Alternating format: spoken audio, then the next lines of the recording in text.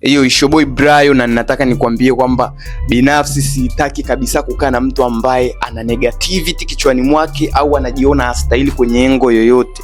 Binafsi kuwa na tabia hizo za kujishusha na kujipimia maisha na kuona kama haustahili, siwezi kuwa rafiki yako. Yani you can't be my friend, kwa sababu utaninyong'onyesha, utanifanya niwe kama wewe, utanifanya nianze kujihisi udhaifu. So kwenye haya maisha tunavyokuwa sisi kama vijana, jitahidi kujichangamanya na watu ambao either wamesha kuzidi ama wana vision kubwa zaidi yako. Kwa mfano kama mimi nina picha fulani ya maisha yangu, nataka mtu ambaye ana picha kubwa zaidi, yani ndo wanizunguke. Sio tena niende nikakae na mtu ambaye yeye anajiona kwamba hastahili au yeye anastahili maisha fulani ya kawaida kabisa, kwa sababu maisha ya kawaida ni mabaya. Yani maisha ya kawaida ni mabaya. Haya maisha ambayo tunaishi siku hizi ni maisha tu ya kawaida. Una gari au una gari tu ya kawaida, una pesa nyingi, una pesa tu za kawaida. Yani hayo maisha ni yanaboa. Yani you need to have a lot in everything. Yani kama ni magari, una magari yote, expensive cars, una manyumba, yani mansion, manyumba makubwa kama mahekalu, una pesa nyingi. Hayo ndo maisha, na hapo ndo mtu anasema kama bwana, mimi huku duniani ninaishi. Lakini haya maisha yetu ya kuunga mwana ni yeyusho.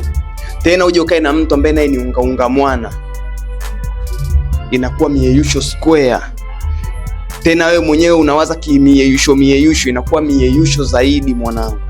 Kwa hiyo nini ninachokimaanisha? Jitahidi kuwaza extra, try to go extra, think of extra miles.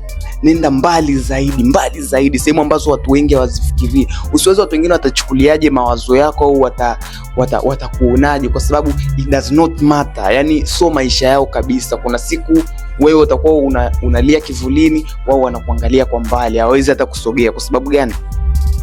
Hawakukuamini. Na ile tena kutokukuamini, na wao hawakujifanyia kazi wenyewe, walijichukulia tu poa, wamekaa mizubazuba. Mimi sitaki na mtu ambaye amekaa mizubazuba au like anang'angasha rubu. No man, you have to work hard. Yani we need to get this money. Pesa lazima ikusanywe tena ya kutosha. Pesa iflow in a different angle. That's my mentality. Sasa ukikaa na mtu ambaye yeye anajiwazia bwana, mimi nikae nilipo 800 mshahara wangu wa mwezi, yani for real, atakuvuta nyuma. So make sure una pick watu, make sure una pick vitu vya kuingiza kichwani kwako, make sure una pick knowledge. Yani kuwa mjanja, kwa sababu dunia hii tunayoishi ni ya kijanja. Usije mtu unafika labda 2050 mtu anakushangaa, wewe ulifelije kipindi kile? Sasa hivi tuna teknolojia kubwa, ma AI manini, kuna vitu vingi vya kuexplore, kusoma sana, na vitu vingi vya kuturahisishia maisha man. Yani hivyo pick your position. Jichagulie tu kisite kwamba mimi nitakaa hapa, then stick to that point. Lazima italipa. And dream big. Usiogope kujiwazia pakubwa, usiogope kujipicture sehemu kubwa man. Usikubali kuwa mnyonge man. Unyonge unaboa. Yani trust me, kuwa mnyonge inaboa, kuwa mtu wa kawaida kunaboa. Yani hakuna faida yoyote kwenye kuwa mtu wa kawaida. Just being a normal person. Umekuja tu umevaa tu kirahisi nini? Man, you need to live the life. Kuna watu wanaishi maisha kwenye hii dunia. You know what I'm saying? So focus, lakini fanya kazi kwa bidii. Usitake vitu virahisi.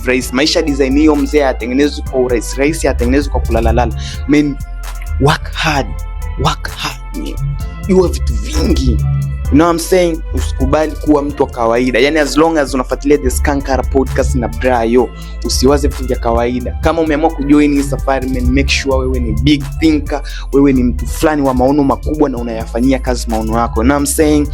That's it man. Yani ukifanya hivyo mwanangu, umemaliza kabisa. Yani you have no stress to this world. You know what I'm saying? So shout out to your boy. Chukua ujumbe huu man, ufanyie kazi. Share kwa wengine, subscribe, comment, like. You know what I'm saying? See you on my next one.